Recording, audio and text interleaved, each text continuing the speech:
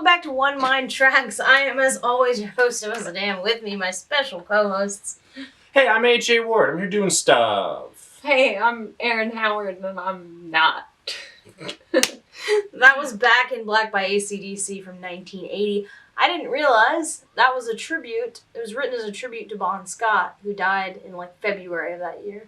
Okay, well then I won't talk too much crap about AC/DC. I can't believe you railroaded me like that. Now I can't say any of the jokes. Well, I mean, I do like those TikToks where it's AC/DC forming. Like, hey, who's going to be the lead singer of the band? I don't know, guys! Who should be the lead singer of the band? Any one of us! Just like... That's very good. I think I've seen that. I'm pretty sure I've seen it. It's also Roxo the Clown. The next song that we've got for you is Huey Lewis and the News. Do you like Huey Lewis and the News?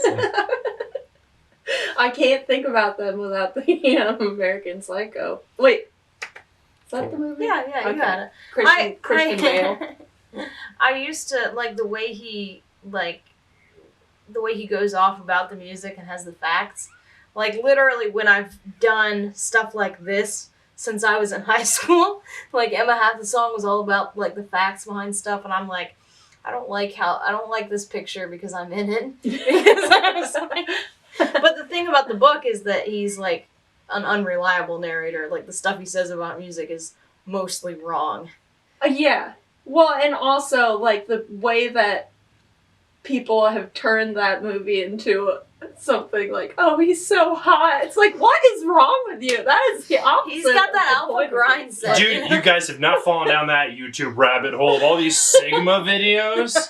Have you seen it? It's just if someone steps on you, lick their toes. And I'm just alright, good. And it's just Patrick Bateman just with the headphones on, walking through that.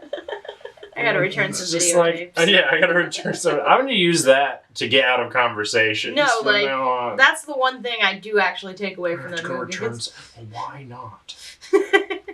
But anyway, this next song was not created for that movie. It was created for Back to the Future, which will become obvious. So, obviously, I think most people by now know the story about the Ghostbusters.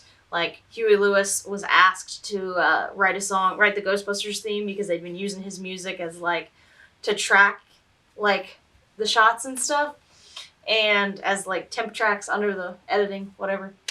And he was like, I don't want to be the soundtrack guy. Lindsey Buckingham had done Holiday Road, I think, right before that. And he kind of got this... Holiday Road was the National Lampoon Vacation theme song. Yeah. And so, he had kind of gotten this reputation for a little bit as being the movie soundtrack guy, and Huey Lewis is I don't really want that. So they asked him to do Ghostbusters. He said no. Ray Parker Jr. wrote I Want a New Drug Again, and there was a whole lawsuit over that. Ray Parker was I'll be the soundtrack guy. I'll do that. So that makes me think of that Key and Peele sketch. Yeah, The twos. no, I've been thinking about that this whole time. But so a few years later, they asked him to do the soundtrack song for Back to the Future. And he was like, once again, I don't want to be the soundtrack guy. And they're like, yeah, we understand.